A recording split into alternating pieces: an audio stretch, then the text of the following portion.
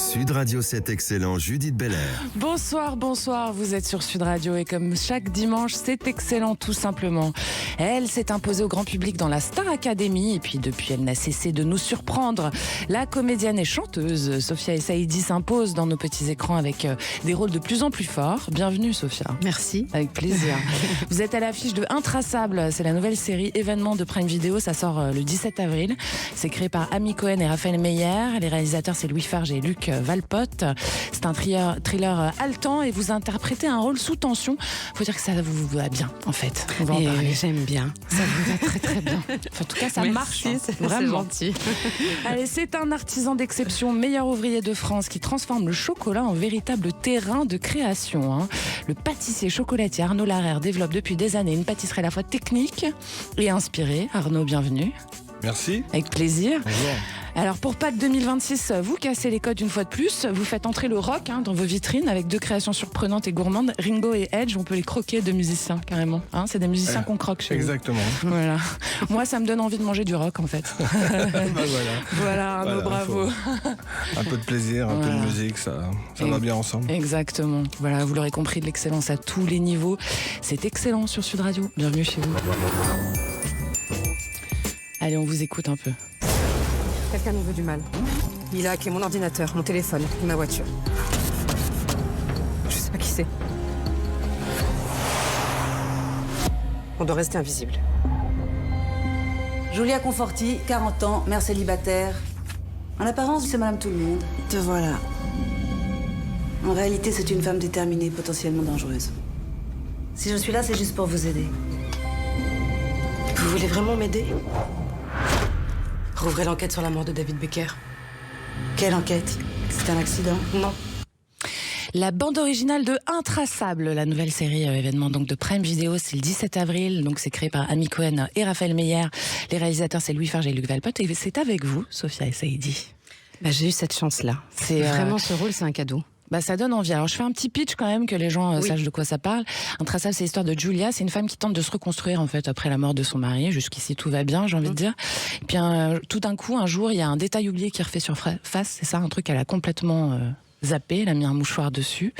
Et puis, ça se passe quand elle reconnaît un inconnu qui est lié à l'accident. Et là, tout bascule.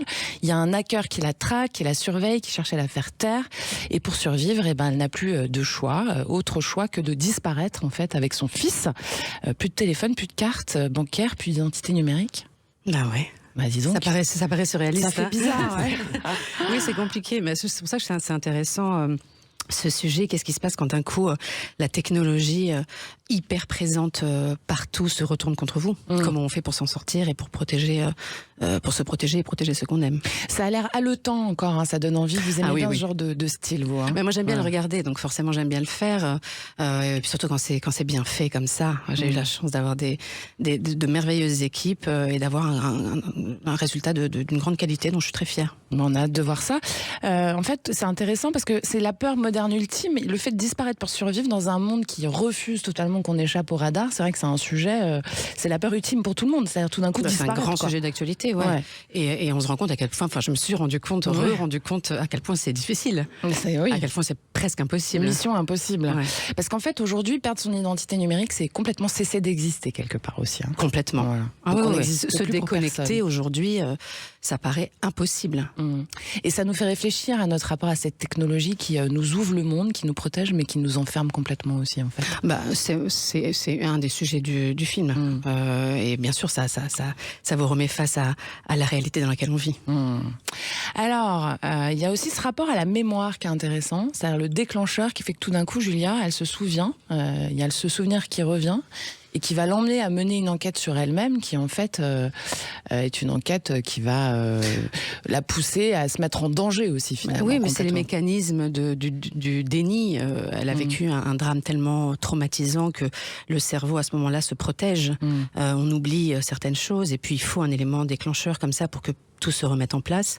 Et c'est aussi de ça que ça parle.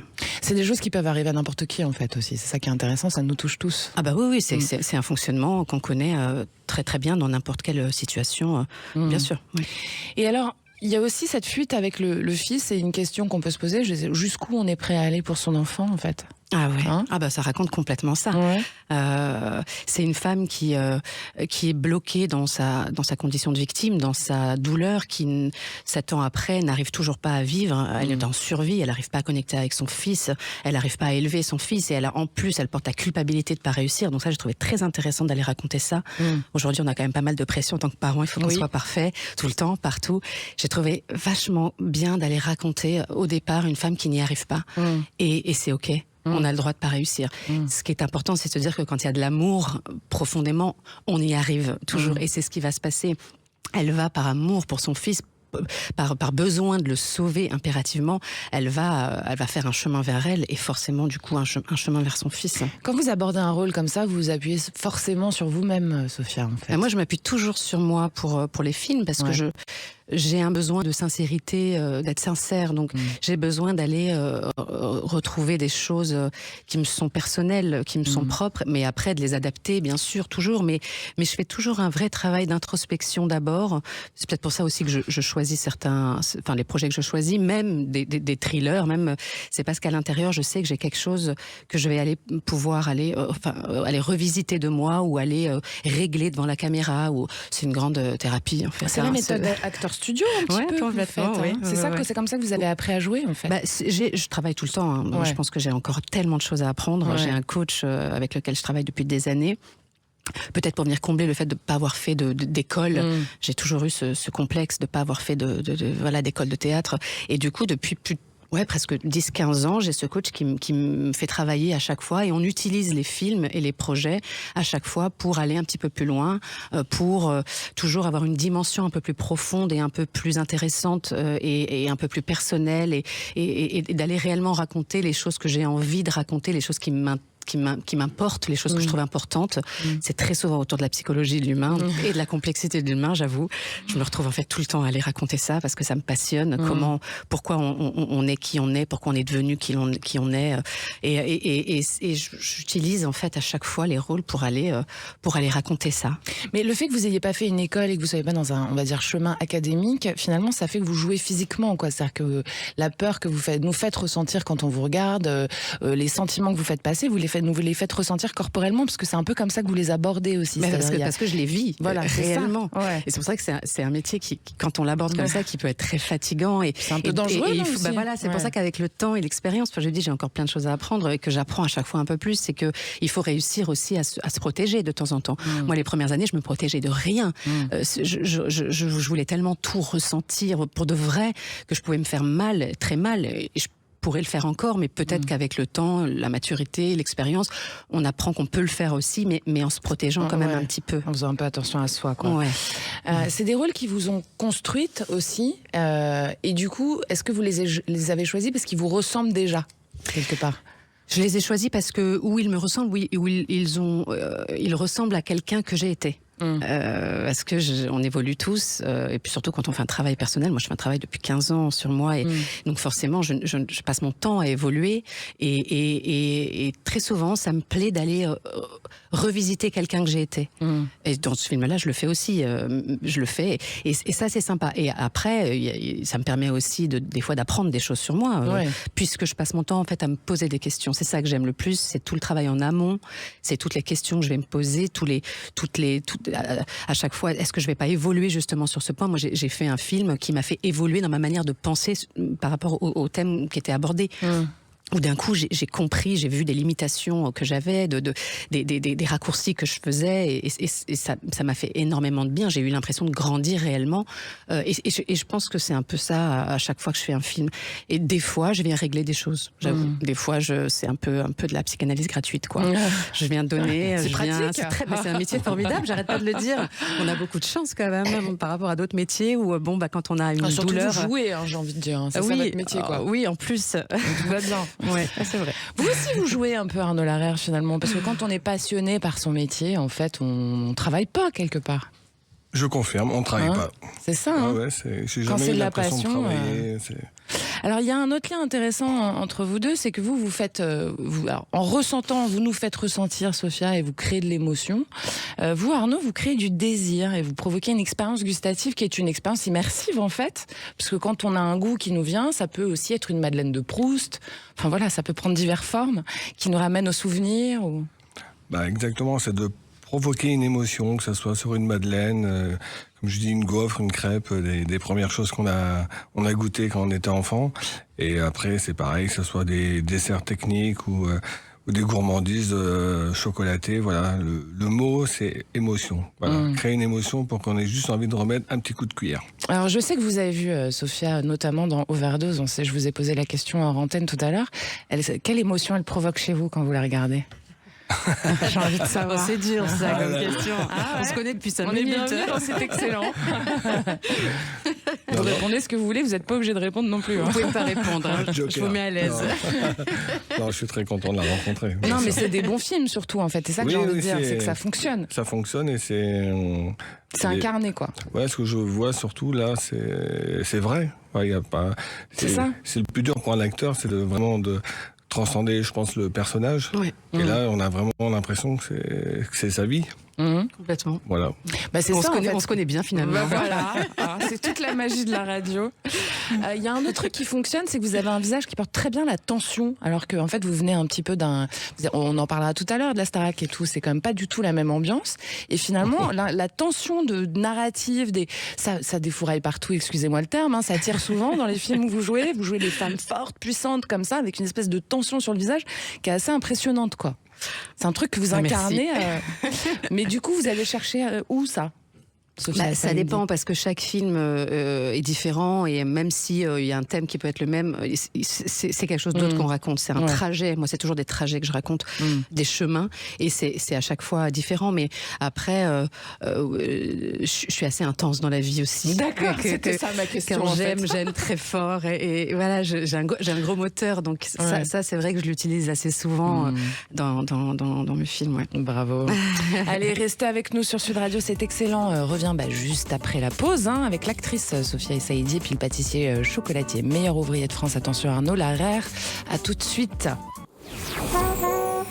Sud Radio, c'est excellent, Judith Belair. Merci de votre fidélité à cet excellent sur Sud Radio. Avec moi, l'actrice et chanteuse Sophia Essaïdi, qui est à l'affiche de Intraçable, nouveau thriller de Prime Video qui est disponible le 17 avril, créé par Ami Cohen, Raphaël Meyer, réalisé par Louis Farge et Luc Valpote. À ses côtés, l'artisan pâtissier d'exception, d'excellence, meilleur ouvrier de France, Arnaud Larère, qui aime bien bousculer les codes, notamment pour Pâques, là, à venir 2026. Arnaud, vous aimez bien bousculer les codes? Ça me permet de rester en éveil. D'accord. On m'a toujours appris qu'il ne fallait pas s'endormir. Ouais. Donc voilà, je prends l'autre chemin. Qui c'est qui vous a appris ça? À mon maître d'apprentissage. Ouais. Vous voyez, comme quoi, c'est... Oui, parce que vous avez été apprenti très tôt, vous. Hein. Je crois que vous avez commencé... Oui, à 15 ans. Ouais, c'est ça. Donc, vous étiez déjà défini dans votre route, Arnaud? Ah, c'était clair. Ah ouais, j'ai toujours préféré le sucré au salé. Pourquoi? C'est une bonne question. Vous le savez ou pas? Non, c'est une attirance, c'est quelque chose qui m'a toujours intrigué. Je voulais aussi comprendre, mélanger les produits, l'alchimie, le résultat, le partage. Enfin, c'est pour moi. C'est vrai que ça fait toujours plaisir quand on vous offre quelque chose de sucré. Alors, vous êtes sûr de ne pas vous tromper quand vous arrivez avec un truc sympa, genre des chocolats qu'il y a sur la table, ou des macarons, ou une belle pâtisserie. Ouais, et puis c'est vrai quand on voit aussi les clients dans les boutiques avec leurs enfants qui, à Pâques, c'est presque un magasin de jouets. Ouais. Donc ils sont là. Ah, je veux ça. Ouais. Ils regardent partout. Mais comment ils ont fait ça et tout. Ouais. Je trouve ça génial. Voilà, c'est pour ça que. Touchez pas trop votre micro, Arnaud. Très bien. S'il vous plaît.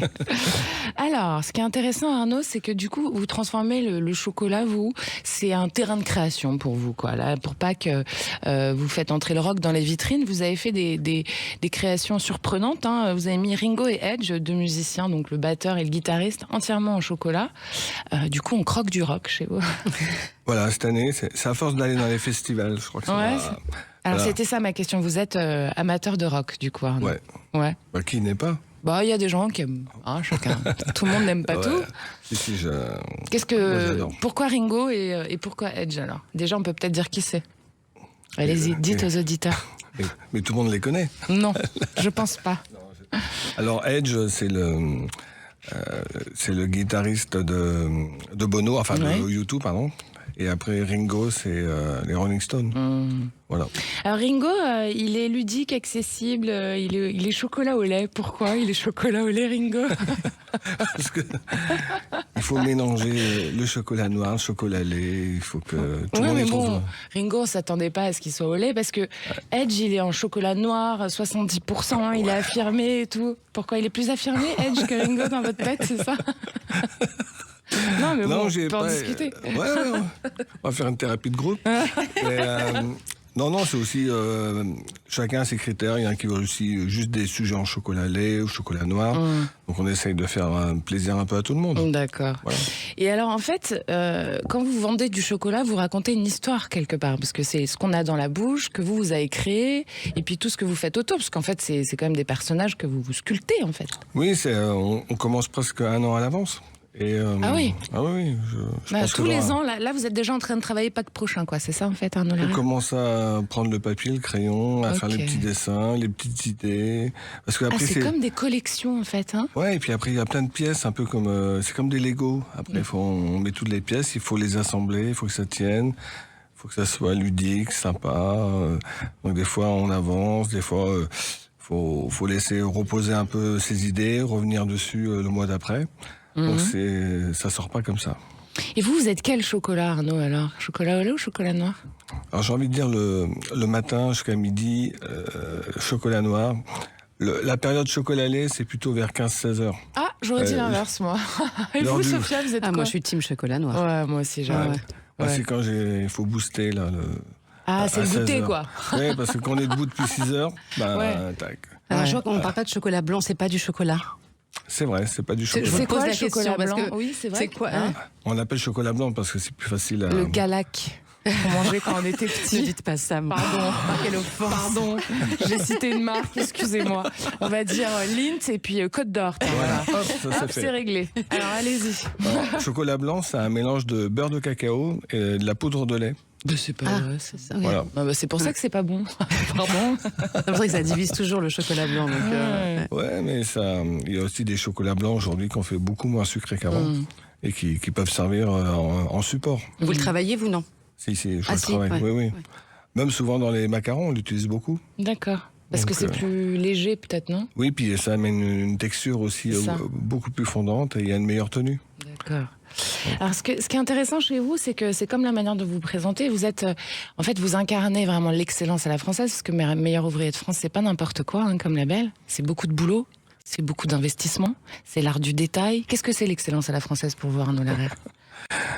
Pourquoi mes questions vous font rigoler? Mais c'est... Allez-y, lâchez-vous.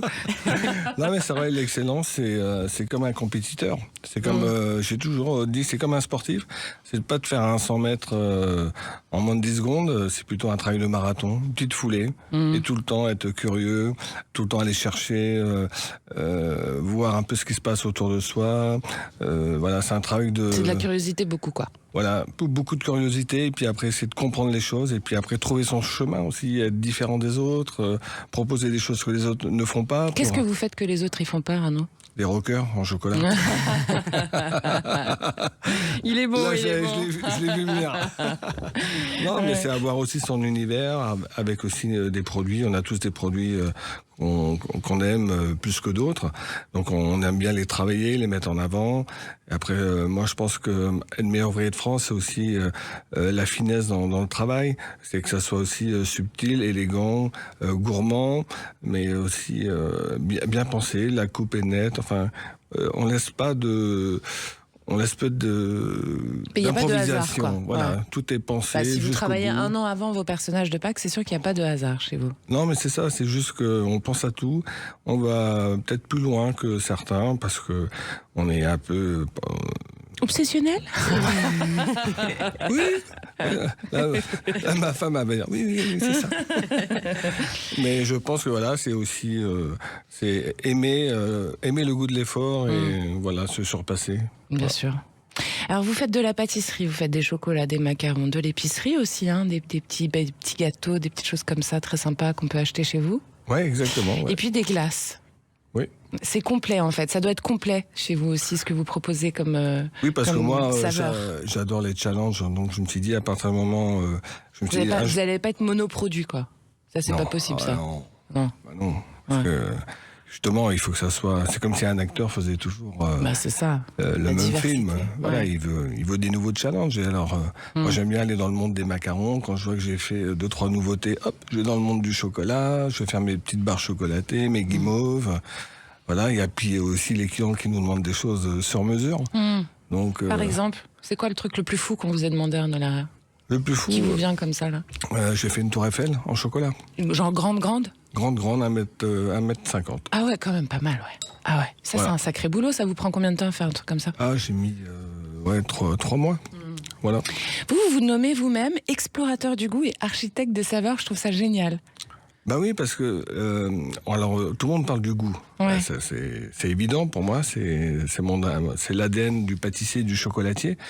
Mais on est aussi là pour construire des saveurs, avoir des textures en bouche, le moelleux, les choses qu'on ne peut pas expliquer, mais qui font que Ouais. c'est bon.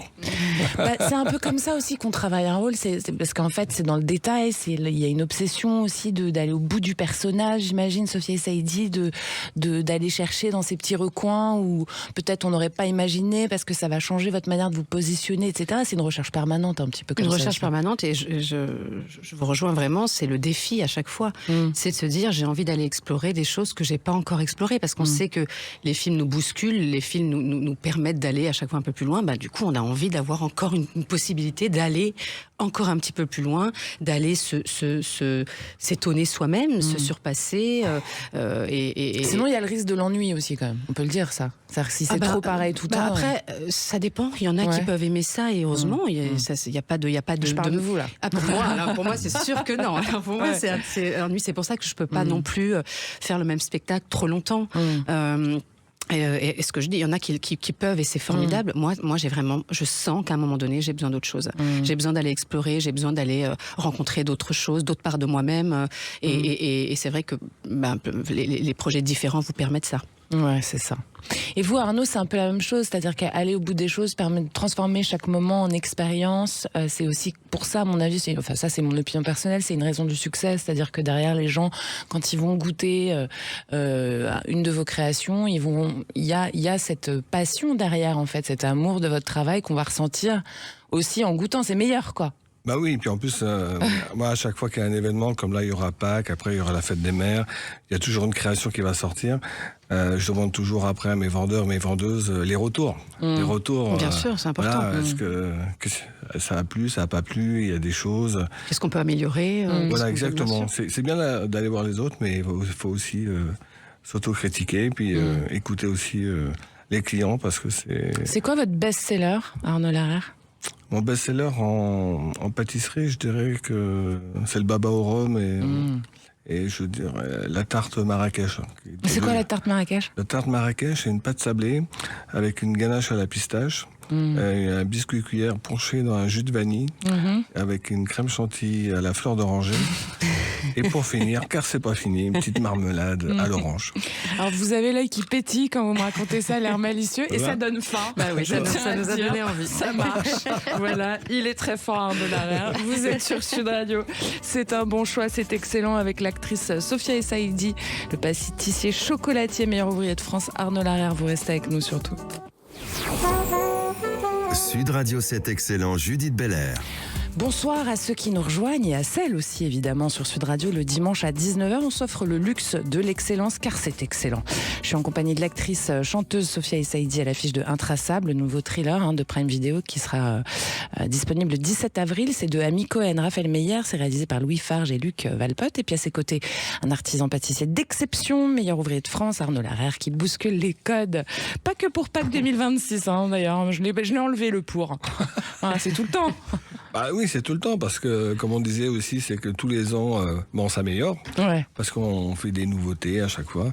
Puis c'est bien de reculer, parce que souvent, on est le pour plus mieux fier. sauter, vous voulez dire? Ouais, non, mais souvent, on est le plus fier, c'est sa dernière création, la dernière chose qu'on a faite. Mais si on regarde ce qu'on a fait il y a 10 ans, on se dit, oh là là, j'étais pas encore au top. Et c'est ça qui est top, c'est justement, c'est que tous les ans, on progresse. On change et c'est bien, grandit. des fois, il faut se retourner et se dire que, voilà, on a pris le bon chemin. Ça, c'est vrai. C'est un truc qu'on devrait tous faire, d'ailleurs. Ouais. Hein, je suis d'accord. Allez, on va encore écouter des petits extraits avec Sophia et Saïdi. 300 kilos de coke en provenance du Maroc.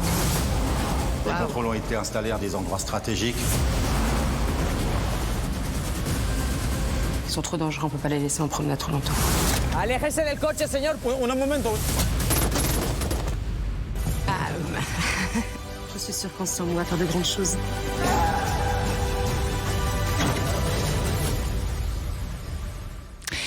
On entend Sophia et Saïdi sur Sud Radio. Alors, Sophia, il y a 2 petits extraits. Bon, vous les avez reconnus, vous, hein? Overdose. Quand même, ouais. Après, on est sur les combattants. Ouais. Non, ouais, alors, j'ai pas trouvé d'extrait où c'était long, mais c'était un petit bout de la bande. mais ça a suffi. Voilà, qui marche C'est bien l'énergie aussi. que j'ai reconnue. Dans Overdose, hein, comme je dis, ça tire partout, hein, ça y va. Quoi. Ouais. mais vous aimez ça, en fait. Moi, j'adore. Bah, ouais. Moi, j'adore Vous êtes Olivier un- Marchal. Je suis une grande fan depuis toujours. Donc, j'ai toujours eu envie de faire un film avec lui. Donc, j'étais vraiment ravie. Et alors, quand il vous fait travailler sur des scènes comme ça, lui, il est assez. Comment il travaille? Comment il dirige ses acteurs? Il nous laisse une très grande liberté. Ouais, il vous dit grosso modo le truc. Il nous dirige, Ouais. c'est ça, hein, c'est nous dire ce qu'on doit faire dans la scène, puis après, il nous laisse proposer ce qu'on a à proposer, et puis après, il nous dirige dans ce qui peut être un peu plus juste ou pas, mais il nous laisse quand même une très grande liberté à la base. Ouais. Vous avez appris à tirer? Bien sûr, Ouais. j'ai même tiré Vous à balles aimez ça? réelles, Ouais. c'est un peu, c'est assez particulier, c'est très impressionnant. C'est un gros tournant pour vous, Overdose, quand même, non?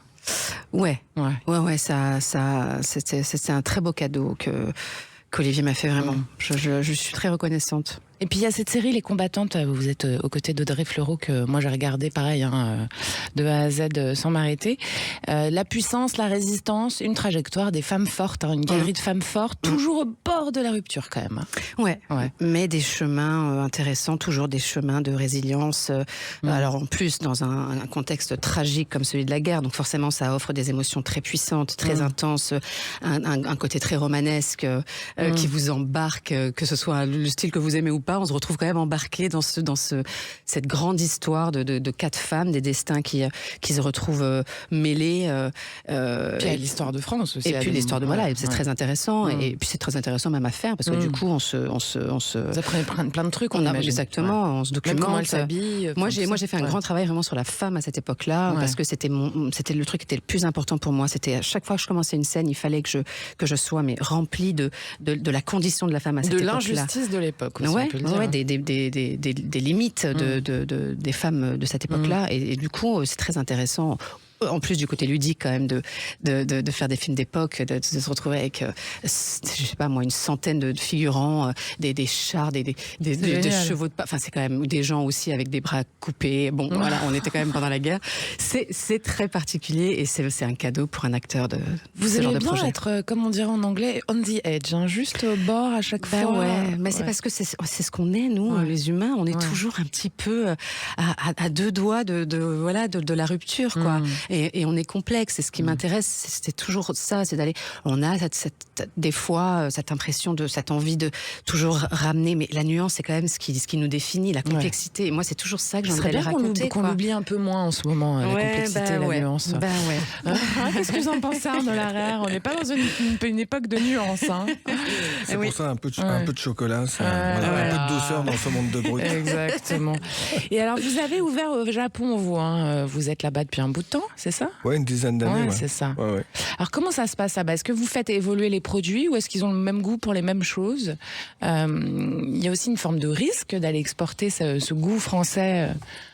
Non, au contraire, au j'ai envie de dire. contraire, Ok, d'accord. Non, parce qu'ils adorent tout ce qui est Made in France, donc ils veulent vraiment des produits même régionaux qu'on a dans notre pays. Donc après, bien sûr, on peut ramener la petite touch, où on peut mélanger des petits sablés, on va mettre un peu de thé vert matcha dedans. Et du coup, vous faites des ponts entre les cultures. Est-ce que vous Ben ramenez ouais. du Japon beaucoup Mais aussi oui. à Paris? Ça, Ouais. c'est génial. Ouais. Tous les gens qui sont dans l'alimentaire, ça soit les chefs de cuisine ou pareil, dès qu'on va dans un pays, on ramène toujours 2-3 trucs dans la valise. Et alors, créer pour les Japonais ou créer par les Français, pour vous, c'est le même process en fait, finalement. Hein. Oui, c'est le même process parce que des fois c'est le produit qui change, mais voilà, le process, voilà. Non, au contraire, ça va être le même. C'est ça qui est intéressant, c'est que on peut faire, je sais pas, un sablé, mais on va faire un sablé au sésame noir avec de la fleur de sel. Ça me donne envie ça. Et le best-seller au Japon, c'est quoi? Le best-seller, c'est les galettes bretonnes. En même temps, c'est assez logique, j'ai envie de dire. Ouais, ils en sont férus, quoi. Oui, depuis 2-3 ans, c'est maintenant les biscuits secs, ils adorent ça. D'accord, c'est marrant ça. Vous êtes passé par des maisons, pas n'importe lesquelles. Il y a Dalloyau, je crois, c'est ça. Il y a Fauchon. Ouais. Vous avez bossé avec Pierre Hermé aussi. Oui, pendant 5 ans. Que j'ai reçu, que je connais bien. Ouais. C'est un peu le comble de l'excellence, tout ça. J'ai envie de dire de l'exigence. On pourrait revenir quelques mots quand même. Oui, c'est ça. C'est un mélange des deux. C'est travailler avec des gens passionnés où il faut laisser la place à la gourmandise avec un support technique. C'est ça. Voilà. Donc en fait, on a le droit au lâcher prise à partir du moment où il y a un cadre, en fait. C'est ça que j'entends chez vous, Arnaud. Oui, c'est ça. Ouais, c'est ça. Quand on dit c'est au gramme près, la pâtisserie, c'est pas tout à fait ça. Je pense que on peut se tromper de 10 ou 20 grammes, c'est pas grave. C'est pas ça qui fait que le gâteau va être bon ou pas. Ouais, exactement. Au contraire, c'est si on prend. Il y a la présentation qui est importante aussi, quand même. Non? Ah oui. Ouais. Oui, parce que comme je dis, alors par contre, j'aime bien le dire. Ouais. C'est important le visuel parce que faut que ça soit attrayant, faut que ce soit beau, gourmand, mais on revient que si c'est bon. Ça c'est vrai. C'est vrai. On revient pas si c'est beau seulement. Voilà, on vend pas des meubles. Non. Faut pas oublier. Ah, j'adore. Allez Sophia, on vous écoute encore un petit peu. Jour après jour, j'ai rien laissé tomber, j'ai rien laissé passer jusqu'à l'amour. Je suis tenue au quai à la force des choses. Une femme d'aujourd'hui, je suis d'ailleurs ici, une femme qui se dévoile et qui suit ses envies. Sophia et Saïdi sur Sud Radio, Femme d'aujourd'hui, c'est un titre de Kamel Wally, c'est ça? De Cléopâtre, la comédie musicale Cléopâtre, qui était en très 2009, très beau souvenir. Ouais. Que vous avez fait juste en sortant de la Starac en fait. Quelques années après, pas très longtemps. Ouais, très très beau souvenir, reine d'Égypte, Cléopâtre quand même. Alors c'est pas n'importe qui comme bonne femme encore. Hein. Non, encore un peu. Tu vois, encore une petite c'est femme pas du forte, tout répétitif quoi. chez Non, vous, j'ai envie de dire. Pas du tout envie de défendre ça, pas du tout. Et grosso modo, quand vous réentendez, enfin quand vous vous réécoutez à cette époque-là, c'est quoi votre regard sur vous? Qu'est-ce que vous avez envie de vous dire?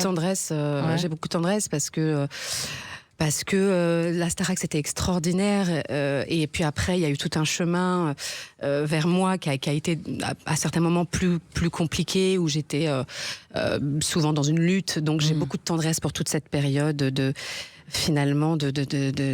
travail à essayer de comprendre qui j'étais, parce que c'est vrai que vous la Starac tout est oui, heureusement, parce qu'il y a un moment donné, j'espère que vous allez vous trouver. Je pense qu'on met quand même une vie à se trouver. Non, mais on se trouve quand même. On se trouve quand même. On a des rendez-vous avec soi-même. Mais je pense que c'est le travail de toute une vie. Mais oui, j'ai eu des moments difficiles à ce moment, dans les années de jeunesse. Je parle par rapport à la musique. Donc j'ai beaucoup de tendresse pour cette jeune fille qui se débattait pour essayer d'exister. C'était pas tout le temps facile. Vous chantez plus? Je chante un petit peu. J'ai la chance de chanter tous les ans aux Enfoirés, donc ça c'est quand même génial. Non, mais et puis de temps en temps, écoutez, ça y est, ça fait des années que je dis que je m'y remets, que je dois m'y remettre. Et là, pour la première fois depuis des années, j'ai réellement lancé le processus. Okay. Ça y est. Vous en êtes où exactement? J'en suis au début. J'en suis à avoir quelques titres, quelques textes, mais c'est surtout. Formidable de ne pas avoir de pression, parce que j'ai commencé ma carrière avec des grosses pressions, de grosses maisons de disques. C'est pas rien non, mais plus, les maisons de disques, et puis ça inclut tout un système, voilà. Et là, je suis dans une liberté totale de faire exactement ce que je veux et au timing qui sera le mien. Ça vous ressemble pas du tout, j'ai envie de dire. En fait, vous avez ça en commun tous les deux aussi, puisque c'est l'émission qui crée le lien. A priori, vous savez où vous allez, vous savez ce que vous voulez faire. Mais moi, j'ai mis du temps pour savoir. J'ai mis du temps maintenant. Vous étiez quand même bien prédéfini, même sans le savoir. Ouais, peut-être, mais bon.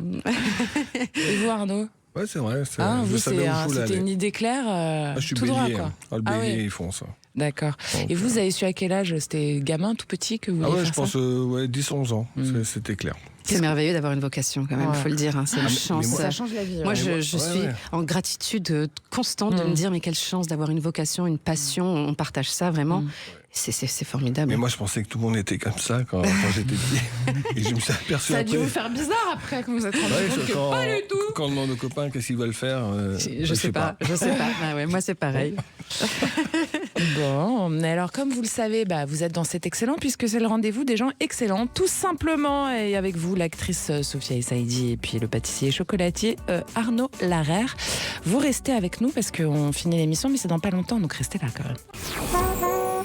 Sud Radio 7 Excellent, Judith Belair. Chaque dimanche, c'est excellent sur Sud Radio et vous êtes au bon endroit, c'est-à-dire ici. Allez, avec vous, l'actrice Sophia Essaidi à l'affiche de Intraçable, thriller événement de Prime Video. C'est le 17 avril et c'est de Amy Cohen et Raphaël Meyer. C'est réalisé par Louis Farge et Luc Valpote.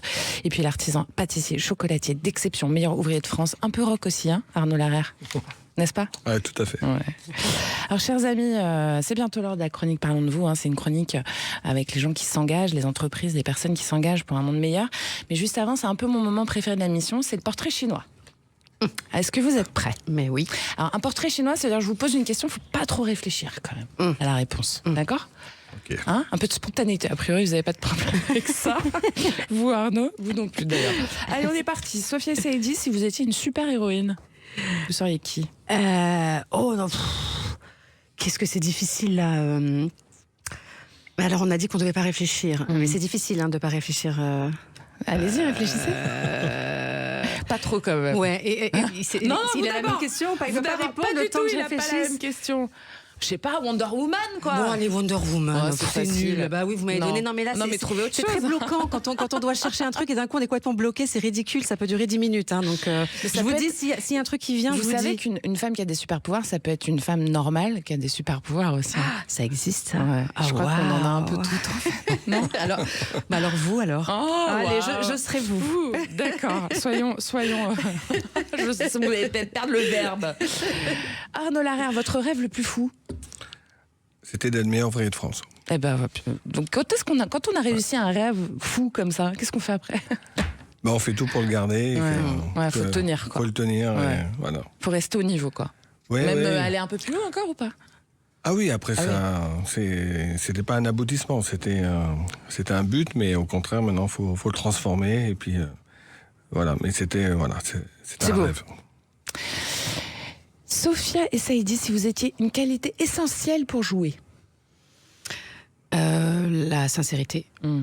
C'est ce que vous dites depuis le début de l'émission, ouais. en fait. Ah Ça, oui. vraiment être au plus proche de vous, quoi. Être honnête et sincère, ouais. De toute façon, est-ce que l'authenticité, c'est pas ce qui touche finalement c'est ce qui fait la différence entre peut-être les artistes qui durent un peu plus longtemps, Moi, en tout qui cas, sont plus ancrés ? moi, ce sont des acteurs terriblement sincères et vrais qui me touchent le plus. Après, Vous avez un exemple ? Kate Winslet, par exemple, elle, c'est mon C'est la première numéro qui me vient. 1. Ah, mais moi, Ouais. c'est un vrai modèle. Mais oui, c'est parce que d'un coup, à chaque fois qu'elle dit quelque chose, j'y crois tellement. Et c'est ça. Et ça vient forcément d'un endroit intime et personnel pour que ce soit si vrai. Arnaud Larère, si vous étiez un plaisir coupable ? Un plaisir coupable. Le vin français, Ouais, avec modération. voilà, exactement, mais c'est une grande richesse que beaucoup de pays nous envient. C'est vrai, ça. Sophia Essaidi, si vous étiez un risque ? Être soi. Ah oui ? Ah bah oui, C'est le plus dangereux ? c'est difficile. On va dire que c'est plutôt difficile. Ouais. Et ça peut, pour pas mal de gens, être un très grand risque qu'on ne veut pas prendre. Ça, c'est vrai, ça. Arnaud Larère, si vous étiez une rencontre marquante ? Voilà. Mais voilà, mais c'est difficile. D'un coup, on est d'accord qu'on est bloqué quand on cherche là. Sophia alors- Essaidi ? Alors Non, il l'a trouvé. Lui, pour le coup, il l'a trouvé. Allez-y. Non, je l'ai trouvé, c'est tout simplement quand j'avais été voir un de mes copains au travail chez Fauchon. Et il m'a dit comme ça, on va te montrer un peu comment les locaux, comment on travaille, qu'est-ce qui se passe. Et paf, je suis tombé sur Pierre Armé. Ah, elle est spéciale, Pierre, en plus, ça. Ouais, et je ne m'y attendais pas, je Ouais. devais avoir 21 ans à l'époque. Ouh. Et il m'a dit, bon, je reste 5 minutes parce qu'après j'ai un rendez-vous. Et puis on a discuté 1 heure. Ah, trop bien. Et à la fin, il m'a dit, il faut que tu viennes travailler chez nous. Ah, c'est beau. C'est Voilà. le début de la carrière, quoi. De la grande carrière, j'ai envie de dire. Voilà. Bravo. Sophia et Saïdi, si vous pouviez vivre une journée dans la peau de quelqu'un d'autre, ça serait qui?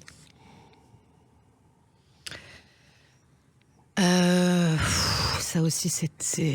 Je suis embêtante avec mes Ah questions. ouais, non, c'est bien, j'adore poser des questions, vous avez compris, j'aime bien.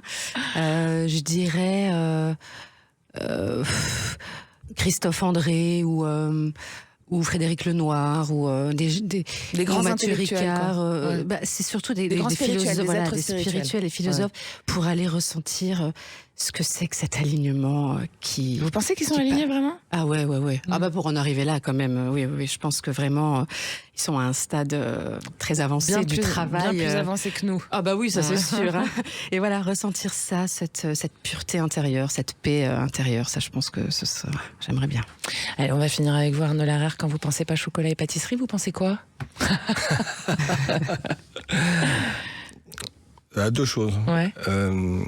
La moto pour m'évader. Ok. Et puis le football pour jouer avec les copains. D'accord. On aime bien Arnaud Larère, non? On l'adore. Hein, on l'adore, on valide. Allez, merci à tous les deux. C'est l'heure de Parlons de vous. Vous restez avec nous, parce qu'il y a la chronique Parlons de vous qui raconte les entreprises qui s'engagent. Sophia et Saïdi et Arnaud Larère, ils restent avec nous pour la fin de l'émission. À tout de suite. Sud Radio, Parlons de vous, Judith Belair. Dans Parlons de vous, on donne la parole aussi à celles et ceux qui font tourner notre économie, des dirigeants engagés qui transforment les crises en décisions. Alors aujourd'hui, c'est un sujet brûlant qu'on aborde, quand la guerre s'invite jusque dans nos champs. Jean-François Lépy, bonjour. Bonjour Judith. Bienvenue. Merci. Jean-François, vous êtes directeur général de Soufflet Négoce by InVivo. C'est un acteur majeur du commerce de céréales en France. Vous êtes au cœur des flux agricoles et des réalités de terrain, là où les tensions mondiales, elles deviennent très concrètes, alors notamment en Ukraine. Et vous allez pouvoir nous raconter un petit peu le quotidien de vos équipes là-bas. Oui, c'est vrai. Je vous remercie en tout cas de l'opportunité de parler de notre activité. Donc c'est vrai qu'aujourd'hui on est un acteur pas très connu, mais on fait à peu près 30% des exportations de céréales françaises. Et nous avons des implantations en Ukraine évidemment. Donc on est très affecté par ce qui se passe. Mais également aussi dans les pays du Golfe, puisque nous avons une activité de distribution en Arabie Saoudite notamment. Alors pour revenir sur l'Ukraine, moi je trouve qu'on a des équipes qui sont juste extraordinaires. Vous pouvez pas imaginer ce que c'est que de vivre 4 ans avec un quotidien de bombardement, un quotidien de couvre-feu, un quotidien d'insécurité. Et malgré tout, tous les jours, les équipes sont là, sont au travail, avec le sourire. Quand on les a en visio toutes les semaines, on a des gens qui sont extrêmement motivés, qui nous remercient de continuer l'activité. Moi, je suis quand même impressionné par les Ukrainiens. Et c'est vrai que la guerre en Ukraine, c'était une guerre qui était avant tout agricole. Parce que quand la Russie a envahi l'Ukraine, finalement, on a eu une période pendant 6 à 9 mois où 20 à 25% d'alimentation du marché mondial en céréales et en particulier en blé était bloquée. Bien sûr. Donc ça a eu un effet immédiat. Inflation. Alors, plus que de l'inflation, c'est une crise. Donc, et dans les produits agricoles, quand on fait une crise, on a une réponse avec des prix qui explosent. C'est logique. On produit une fois, on mange tous les jours. Et finalement, si on n'a pas accès à cette ressource, on est en crise. Donc ça, c'était vraiment ce côté-là. Et puis aussi, l'autre aspect, c'est que ils ont continué à travailler, les agriculteurs ont continué à exploiter leurs terres quand ils le pouvaient. Et l'Ukraine, il faut comprendre que c'est des productions qui sont importantes et destinées à l'exportation. De blé, Alors du blé, historiquement oui, mais les cultures qu'ils ont développées ces dernières années, c'est plutôt des cultures à usage pour l'alimentation du bétail. Donc on va parler de maïs, on va parler de protéines végétales. Et c'est surtout ces produits-là qui sont exportés d'Ukraine. Alors, on va revenir un petit peu en France. L'impact concret de cette crise sur nos agriculteurs français, que ça soit la crise en Ukraine ou en Iran, dans le Moyen-Orient en ce moment. Alors, très directement, donc les marchés céréaliers ont repris quelques couleurs. Je vous rappelle qu'on est dans un contexte assez déprimé en termes de prix. On a 2025 était une année extraordinaire sur la planète, puisqu'on n'a jamais autant produit de grains partout. Il n'y a quasiment pas eu d'accident climatique. Et de ce fait, la conséquence, c'est que les prix ont été bas, voire très bas, et bien souvent, dans beaucoup d'endroits du monde, en dessous des prix de revient. D'accord. Donc la première conséquence directe de cette guerre, c'est qu'il y a eu un phénomène un petit peu... alors je ne vais pas rentrer dans les détails très complexes, mais en gros, les prix ont repris 10%, mais ils n'ont pas non plus explosé, parce que les pays du Golfe sont d'abord des consommateurs, ce ne sont pas des producteurs de produits agricoles. Tout à fait. Le deuxième impact, et celui-là peut-être celui qui nous inquiète le plus, c'est ce qui va se passer sur ce qui est nécessaire pour produire, c'est donc apporter de la nourriture aux plantes, donc les engrais. Et là, il faut savoir, un vrai sujet. Donc, les pays du Golfe aujourd'hui, et particulier ce qui passe par le détroit d'Ormuz, c'est à peu près 40 à 50% de la production de sulfure du monde. C'est une trentaine de pourcents de certains types de produits qui sont nécessaires dans les engrais et 20 à 25% des engrais azotés. Et donc tout ça, le fait qu'on ait cette rupture, ça génère alors pour le coup, une pression inflationniste très forte sur les engrais, qui n'est pas suivie par la hausse des cours de grains aujourd'hui. D'accord. Donc elle va le venir, mais peut-être plus tard. Donc l'effet ciseau va être réel, encore une fois, sur nos agriculteurs, puisque les céréaliers aujourd'hui en France, à peu près 1 tonne sur 2 est exportée. Donc la compétitivité de nos agriculteurs est très importante pour qu'ils puissent continuer à exporter. Puis j'ai tendance à dire que l'export, c'est être souverain. Tout à fait, vous avez bien raison. Et de ce fait, donc l'impact à moyen et long terme sur les engrais peut avoir assez importante sur les productions. Alors, excusez-moi, il nous reste très peu de temps, Jean-François Lépy. En 2 mots, est-ce que demain, on va mettre à horizon 3-5 ans, une sortie de crise est envisageable, et est-ce qu'à un moment donné, ils pourraient être sereins, nos agriculteurs? Alors oui, la sortie de crise peut être envisageable. Je pense qu'il y a 2 aspects qui vont se passer. Certainement, on verra un effet prix dans les céréales qui vont se faire parce que une réduction de production, moins de rendement à l'hectare, une consommation qui est toujours présente. Donc on risque peut-être de voir un rebasement des prix un peu plus élevé qu'il n'est aujourd'hui. Puis le deuxième aspect sur lequel il faut qu'on travaille, et je pense que c'est plus franco-français, c'est le sujet de compétitivité. Oui, bien sûr. Voilà. Je vous remercie beaucoup, Jean-François Lépy. C'est un sujet que j'aurais pu continuer à développer avec vous un certain temps, tant il est passionnant. À votre disposition. Merci. Oui, je note. Vous êtes directeur général de Souffle et Négoce by InVivo. C'est le premier groupe agricole français. Merci. C'était excellent. Merci à toutes et tous d'avoir écouté, participé derrière votre poste. Sophia et Saïdi, on vous retrouve dans Intraçable. C'est le 17 avril, c'est sur Prime Video. Oui. Et je recommande a priori parce que moi je vais le voir en tout cas. Je vous remercie. J'espère que vous ne serez pas déçus. J'en suis certaine. Arnaud Larère, vous avez plein de boutiques. Vous en avez 2. Vous en avez 2 dans le 18e, rue Colincourt, rue d'Henri-Mont. Tout ça, c'est sur votre site. Oui. Il y a aussi une dans le 6e à Paris. Et puis pour ceux qui sont en proche banlieue, il y a Asnières, c'est 32 rue Grande Rue Charles de Gaulle, c'est ça? Oui, c'est ça. Puis après, il y a votre site internet et puis il y a le Japon. Voilà. Ceux qui ont envie de prendre l'avion en ce moment. Voilà. Allez, moi je vous embrasse. Je remercie Juju qui a réalisé pour vous aujourd'hui. C'est excellent. C'est l'émission qui crée le lien. Rendez-vous tous les dimanches à 19h. Et puis vous n'oubliez pas le samedi 13h30 Parlons Femmes. Bisous, bisous. Bye bye.